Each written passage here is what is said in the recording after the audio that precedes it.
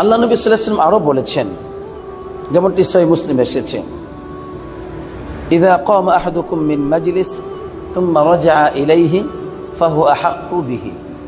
তোমাদের কেউ কোনো মজলিসে বসে আছে, এরপর সে সেখান থেকে উঠে গেছে, উঠে যাওয়ার পর আবার পুনরায় সে ফিরে এসেছে, এবার ওই ব্যক্তিটি অধিক হকদার ওই জায়গাটির। সুবহানাল্লাহ। এটা কিন্তু আমরা অধিকাংশ মানুষ ভুল করি। কি ভুলটা? আপনি দেখবেন যে হাসপাতালে গিয়েছেন অথবা যে কোনো জায়গায় গিয়েছেন, একজন মানুষ যখন বসে আছে একটা চেয়ারে, এরপরে সে একটু দাঁড়িয়েছে মাত্র কোনো কারণে, দেখবেন আরেকজন বসে গেল এবং সেটা ঝগড়াঝাটি শুরু করবে যে তুমি তো চলে গেছো। কিন্তু ইসলাম যেটা বলতেছে যে না, একজন ব্যক্তি সে দাঁড়িয়েছে তার মজলিস থেকে, এরপরে সে আবার পুনরায় সেখানে ফিরে এসেছে, ওই জায়গাতে বসার হকদার সে নিজেই, আলহামদুলিল্লাহ, অধিক হকদার। অতএব এই ভুলটি অধিকাংশ মানুষ আমরা করে থাকি, কিন্তু আজকে থেকে আমরা সেই ভুলটি করব না ইনশাআল্লাহ। আল্লাহ তৌফিক দান করুক, আমিন। ইসলাম আমাদেরকে খাদ্যের আদব শিখাচ্ছে। সেটা কিভাবে? কয়েকজন একসাথে মিলে একই থালে খেতে বসেছেন, এখন আপনি শুধু ভালো ভালো খাবারগুলো থালের যে কোনো জায়গা থেকে নিয়ে নিচ্ছেন, না, উচিত না এটা। আল্লাহ নবী সাল্লাল্লাহু আলাইহি ওয়াসাল্লাম তিনি একজন গোলামকে বললেন, ইয়া গোলাম সামবিল্লাহ, তুমি যখন খাবে তখন বিসমিল্লাহ বলে খাবার শুরু করো। ওয়াকুল বিয়ামিনি, তুমি তোমার ডান হাত দ্বারা খাও। ওয়াকুল মিম্মা ইয়ালি, তোমার নিকটবর্তী বা তোমার সামনে যা আছে সেটা তুমি খাও। কিন্তু আপনি আপনার সামনে দেখা গেল যে খাবারগুলো বেশি ভালো না, অন্য পাশ থেকে আপনি নিয়ে চলে আসলেন, না, এটা না। বরং অন্য ওই ব্যক্তি যদি আপনার দিকে কিছুটা এগিয়ে দেয় খাবার টাবার, সেটা ভালো, কিন্তু আপনি সেখানে ছোকল মারবেন না। এটা ইসলামী শিষ্টাচারের বিপরীত একটি চরিত্র। দেখেন আল্লাহ নবী সাল্লাল্লাহু আলাইহি ওয়াসাল্লাম আপনি কিভাবে খাবেন, একসাথে কিভাবে খাবেন, সব বিষয়ে আমাদেরকে অন্য চরিত্র শিক্ষা দিয়েছেন, শিষ্টাচারিতা শিক্ষা দিয়েছেন। খাবারের ব্যাপারে তিনি আরও বলেছেন যে খাবার, তিনি কখনো খাবারের দোষ বর্ণনা করতেন না, এটা তার চরিত্রের মধ্যে ছিল না।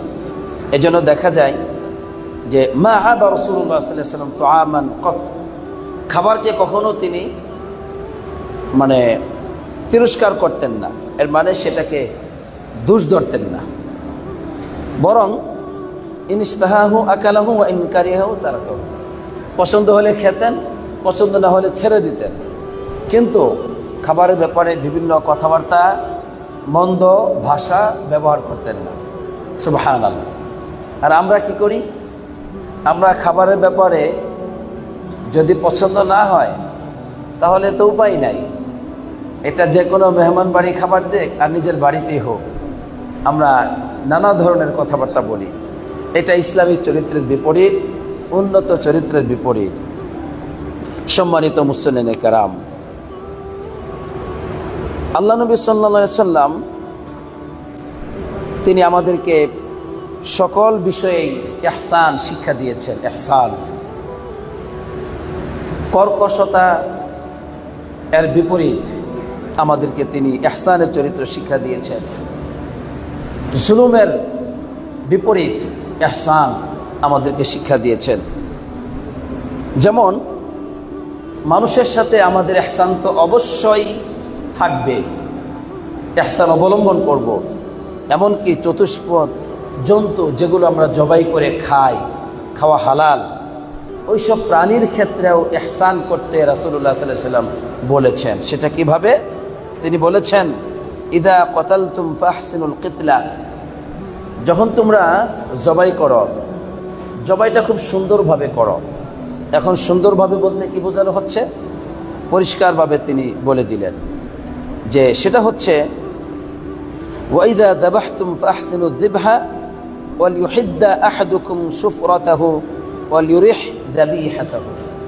মানে ওই যে প্রাণীটা যে আপনি জবাই করবেন, যে অস্ত্র দিয়ে আপনি জবাই করছেন, নবীজি বলে দিলেন সাল্লাল্লাহু আলাইহি সাল্লাম, ওই অস্ত্রটা যেন খুব ভালোভাবে দাঁড় করা হয়, খুব ভালোভাবে দাঁড় করে নিবে।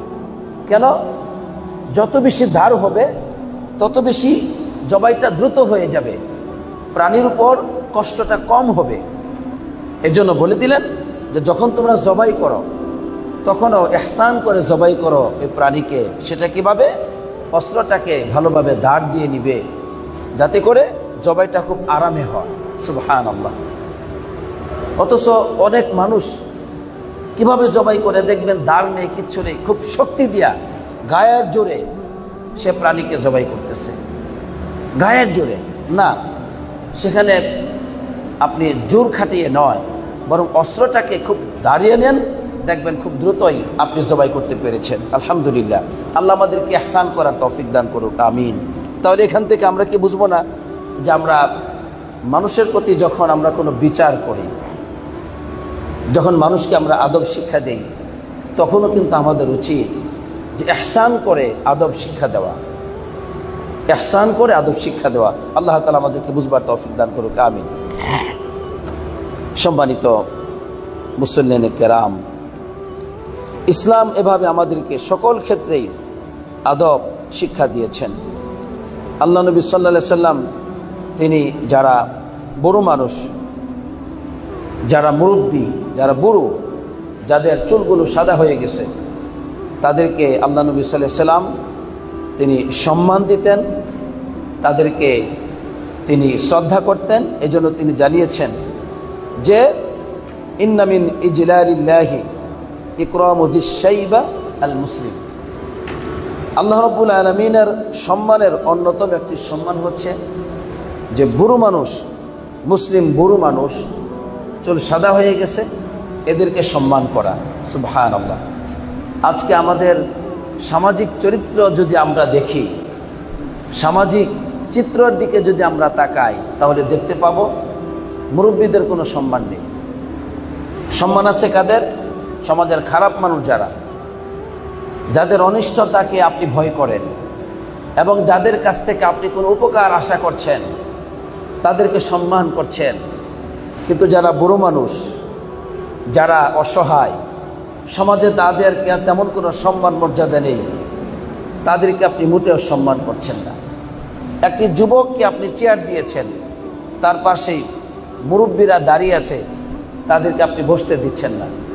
কারণ যুবকদের অনিষ্টতা থেকে আপনি ভয় করছেন, অথবা তারা এই সমস্ত যুবকগুলো সমাজের নেতৃত্ব দিচ্ছে। এই সমস্ত যুবকরা সত্যিকার অর্থে নেতৃত্বের কোনো চরিত্র, কোনো জ্ঞান, কোনো অধিকার তাদের মধ্যে নেই, তারপরও তাদেরকে আপনি সম্মান দিচ্ছেন।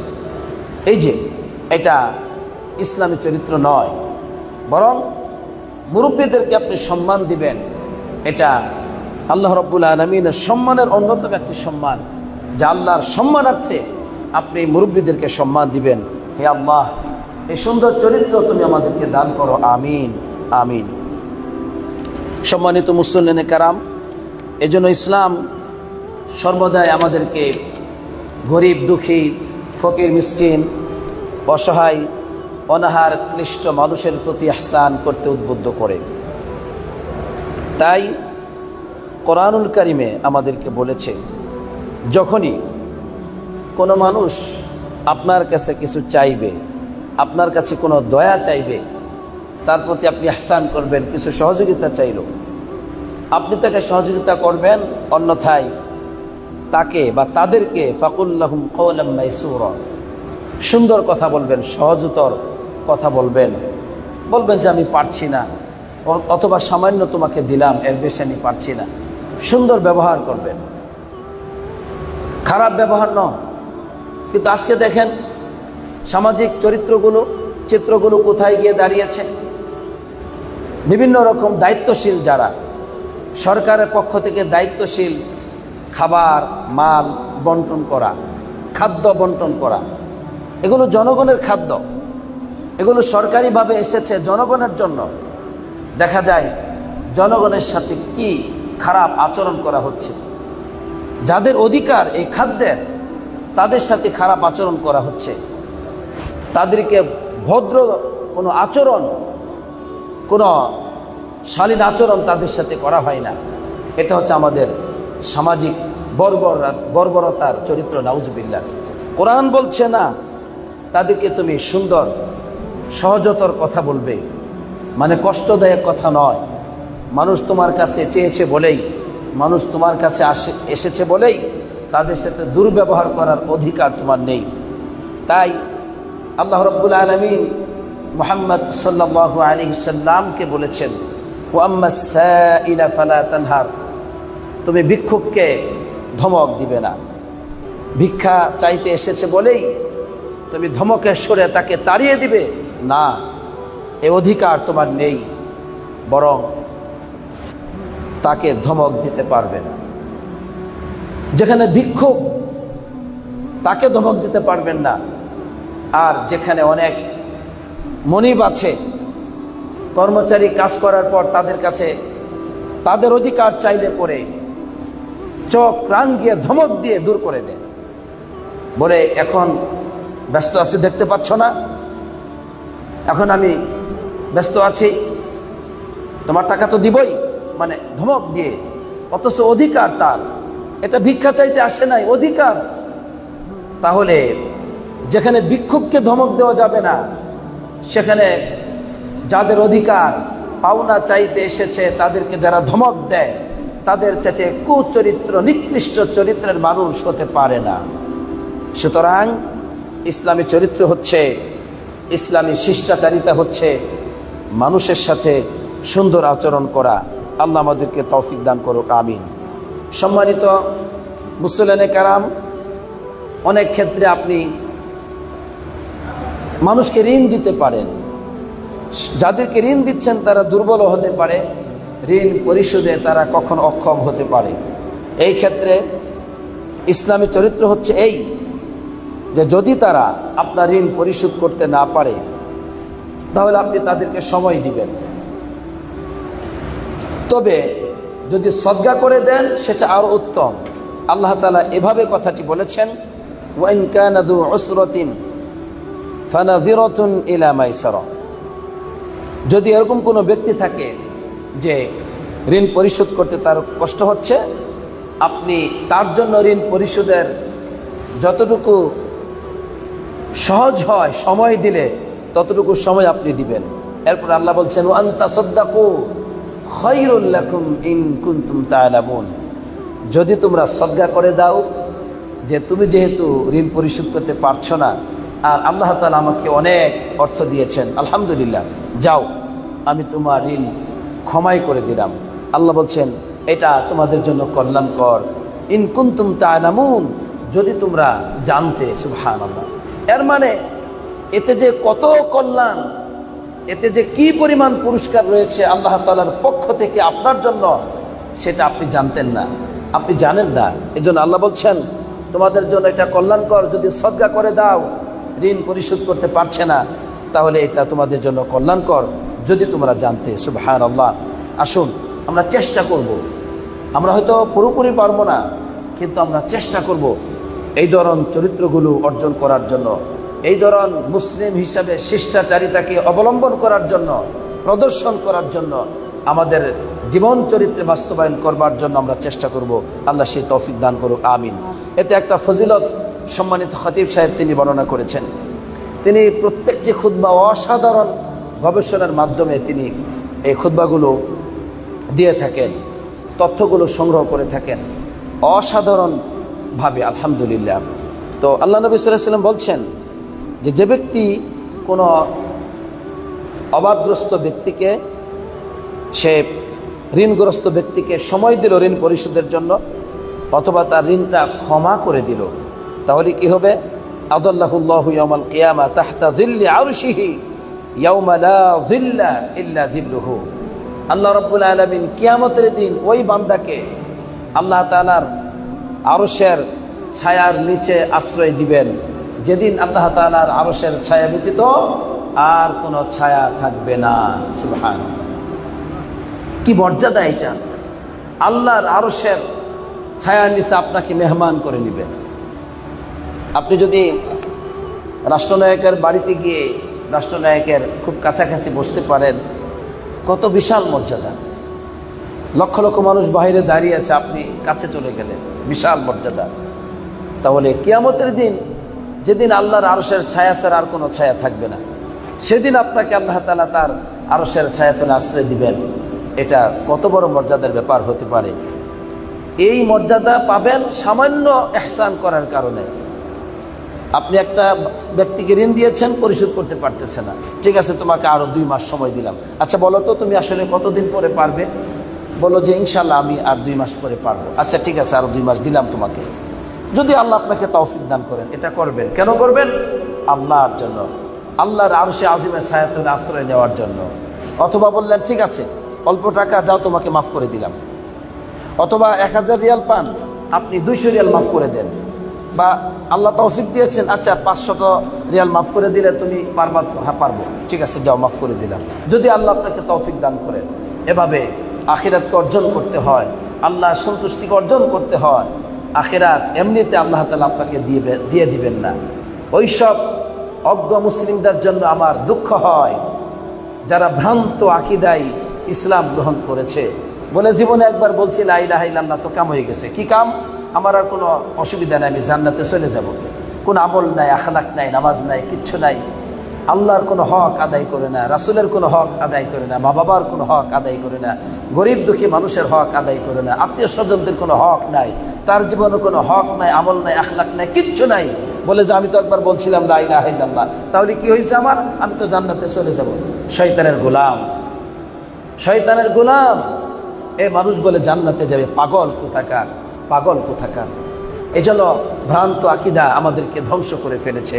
আল্লাহ আমাদেরকে হেফাজত করুক, আমিন। সম্মানিত মুসলিনে কারাম, ইসলামের অন্যতম চরিত্র হচ্ছে কেউ আপনার প্রতি ইহসান করলে আপনি তার কৃতজ্ঞতা স্বীকার করবেন, বেঈমানি করবেন না, ভুলে যাবেন না, যেটা আমরা করি। আপনাকে সৌদি আরব একজন নিয়ে আসছে, এখন তার টাকা দিয়ে আপনাকে নিয়ে আসছে, আপনি টাকা অর্জন করে তাকে পরিশোধ করবেন না। কত অভিযোগ পাই আমরা, বলে না ভুলে গেছে, এখন এখন তো টাকা তো দেয় না আমার সাথে কথাই বলে না। এগুলো চরিত্র আমাদের। কিন্তু আল্লাহ নবী সাল্লাল্লাহু আলাইহি ওয়াসাল্লাম বলেছেন যে লা ইয়াশকুরুল্লাহ মান লা ইয়াশকুরুন নাস, যে ব্যক্তি মানুষের শুকর আদায় করে না, সে আল্লাহ তাআলার শুকর আদায় করে না। তো মানুষ যদি আপনার প্রতি ইহসান করে, আপনি কি করবেন সেটাও ইসলাম শিক্ষা দিয়েছে। আল্লাহ নবী সাল্লাল্লাহু আলাইহি ওয়াসাল্লাম বলছেন ওমান সানাআ ইলাইকুম মারুফা ফাকাফিউহু, যদি তোমার প্রতি কেউ ইহসান করে, তোমাকে কেউ উপকার করে, যদি তোমাকে কেউ সহযোগিতা করে, তাহলে তুমি তার প্রতিদান দাও, কিছু একটা দাও তাকে। এমনি তুমি ভুলে থাকবে বিষয়টি এমনটি নয়, কিছু দাও। ফাইল্লাম তাজিদু মা তুকাফিউনাহু বিহি, যদি তুমি কিছু না পাও তাদেরকে কিছু দেওয়ার মতো, প্রতিদান দেওয়ার মতো, তাহলে ফাদউ লাহু, দোয়া করো তার জন্য। সুবহানাল্লাহ। হাত্তা তারাউ আন্নাকুম ক্বাদ কাফাতুমুহু, যাতে করে তুমি বুঝতে পারো যে হ্যাঁ তুমি তার কৃতজ্ঞতা স্বীকার করেছ, সে যে তোমাকে সহযোগিতা করেছে সেটার জন্য তুমি কিছু করেছো। দোয়া করতে থাকো। আপনি যদি কিছু করতে না পারেন, যে আপনার প্রতি ইহসান করেছে, আপনাকে সাহায্য সহযোগিতা করেছে, সবসময় তার জন্য দোয়া করবেন। আল্লাহ, ওই লোকটি আমাকে বিপদের সময় ঋণ দিয়েছিল, ওই লোকটি আমাকে বিপদের সময় সহযোগিতা করেছিল, হে আল্লাহ, ওই ভাই, ওই বোন, অমুক বড় ভাই, অথবা আপনার মা বাপ হতে পারে, আপনার আপনজন হতে পারে, আপনার বন্ধু হতে পারে, তাদের জন্য আপনি নাম ধরে ধরে দোয়া করবেন। আল্লাহ, অমুক লোকটি আমার প্রতি ইহসান করেছিল, আমি সেদিন বড় বিপদে ছিলাম, হে আল্লাহ তুমি তাকে মাফ করে দাও, তার সম্মান মর্যাদা বাড়াই দাও, তার বিপদ মুসিবত দূর করে দাও। এভাবে আপনি তার প্রতি ইহসানের দোয়া করবেন। আল্লাহ নবী আপনাকে শিখিয়েছেন, আপনি মুসলমান না? আল্লাহ নবী আপনাকে শিখিয়েছেন। অতএব আমরা এভাবে করে আমরা ইসলামের এই শিষ্টাচারিতাগুলো আমাদের জীবনে বাস্তবায়ন করব। আল্লাহ তাআলা আমাদেরকে সেই তৌফিক দান করুক, আমিন আমিন। আর অনেকগুলো কথা বলেছেন, কিন্তু এত সব কথা বলার সুযোগ আমাদের নেই, আমরা এখানেই সমাপ্তি ঘটাচ্ছি। তবে সমাপ্তি ঘটানোর আগে আমি একটি বিষয় আপনাদেরকে বলতে চাই।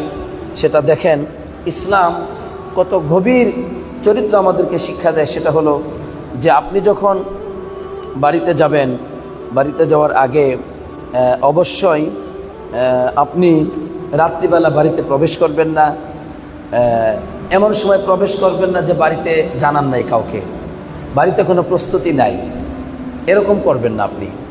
বরং বাড়িতে জানাবেন, আপনার স্ত্রী যেন সময় পায়, এরপর আপনি তার কাছে যাবেন। এটা কিভাবে আসছে দেখেন। জাবের বিন আব্দুল্লাহ রাদিয়াল্লাহু তাআলা আনহু বলছেন, হাদিসটা মন দিয়ে শোনার চেষ্টা করবেন, যে কুন্না মা রাসূলিল্লাহ সাল্লাল্লাহু আলাইহি ওয়াসাল্লাম ফি গাযাত, নবীজির সাথে আমরা একটা যুদ্ধে ছিলাম। এরপর আমরা যখন মদিনাতে চলে আসলাম, তখন আমরা চাই যে আমরা আমাদের বাড়িতে প্রবেশ করব, স্ত্রীদের কাছে যাব। তখন নবী করিম সাল্লাল্লাহু আলাইহি ওয়াসাল্লাম বলছেন, আমহিলু হাত্তা নাদখুলা লাইলান, শোনো এখনই যাবা না, বসো, অপেক্ষা করো, আমরা রাত্রে প্রবেশ করব। কারণ তারা জানছে আমরা আসছি, এখনই না, তারা প্রস্তুতি নেক, পরে আমরা প্রবেশ করব। ঈশাআন, আমরা ঈশা নামাজের সময় প্রবেশ করব, এখন না। কেন? এই সময়টুকুতে তারা কি করবে? কাই তামতাশিতা শাইতা ওয়া তাস্তাহিদ্দাল মুগীবা, যাতে করে তারা তাদের যে চুলগুলো আছে, শরীরের যে সমস্ত জায়গাগুলোতে চুল আছে, যেগুলো কাটতে হয়, পরিষ্কার করতে হয় নারীদেরকে, সেগুলো যেন তারা পরিষ্কার করে নেয়। এই যে তুমি দীর্ঘ সময় ছিলে না, তারা তাদের শরীরের যত্ন নেয় নাই। নারীদের চরিত্র এটা। আপনি নাই, তারা না ভালো খাবে, না শরীরে কোনো যত্ন নেবে। আপনি আছেন, দেখবেন যে রান্নাবান্না সব ঠিক। আপনি নাই, জিজ্ঞাসা করবেন, দেখবেন যে কোনো রান্না করে না, ওই বাসিটা সে আবিজাবি খাচ্ছে। এইটা হলো নারীদের চরিত্র। তারা স্বামীর খেদমত করতে পছন্দ করে, আর স্বামীর জন্য স্বাস্থ্যও পছন্দ করে। নবীজি এই বিষয়টিও গুরুত্ব দিয়েছেন, যে দিনের বেলায় চলে গেলেন তারা যুদ্ধ থেকে তাদের এলাকাতে, তো বলছেন যে এখনই না, আমরা অপেক্ষা করি। এর মানে কোনো মসজিদে আমরা অপেক্ষা করি, এরপর আমরা এশারের সময় আমরা যাব। রান্নাবান্নাও ওকে, তারা শারীরিকভাবে নিজেদেরকে গুছিয়ে নেবে, ঘরবাড়ি গুছাবে, এরপর আমরা যাবো। সুবহানাল্লাহ, ইয়া রাব্বি লাকাল হামদু ওয়া লাকাশ শুকর। যাতে করে আপনার মনটা ভালো লাগে, বাড়িঘর দেখতে ভালো লাগে, স্ত্রীকে দেখতে ভালো লাগে, খাওয়া দাওয়া করলেন, সেটাও কোনো অসুবিধা নাই। ইসলাম এভাবে আপনাকে আমাকে আদর্শ শিখায়। ইসলাম আমাদেরকে উন্নত চরিত্র শিখায়, ভালো মানুষ হতে শিখায়। এখন আমরা ভালো মানুষ, সমাজে কেন আমরা ভালো না? প্রশ্ন। জবাব হচ্ছে ইসলাম আমরা জানি না। কারণ আমরা যে ওই যে ভ্রান্ত মানুষের খপ্পরে পড়েছি। কি খপ্পর? জীবনে একবার যে ব্যক্তি বলবে লা ইলাহা ইল্লাল্লাহ, খালাস, শেষ, সে তো জান্নাতুল ফিরদাউসে পৌঁছে গেছে, তার আবার ইসলাম মানতে হবে কেন? এই জন্য ইসলাম মানার দরকার নাই, আমল করার দরকার নাই, আমল শিখার দরকার নাই। ইসলামের ধারের কাছে আমরা যাই না। আমরা শুধু টাকা অর্জন করি, পয়সা অর্জন করি, দুনিয়া অর্জন করি, আর মনে করি আমরা যেহেতু মুসলমান, যেহেতু জান্নাতে যাব, আমাদের আর কোনো চিন্তা নাই। এই জন্য কোরআন হাদিসে কি আছে কোনোভাবেই জানার দরকার নাই আমাদের। এই জন্য আমরা ধ্বংস হয়ে গেছি, এই জন্য আমরা মার খাই, এই জন্য আকাশের মালিকের সাথে আমাদের সম্পর্ক নাই।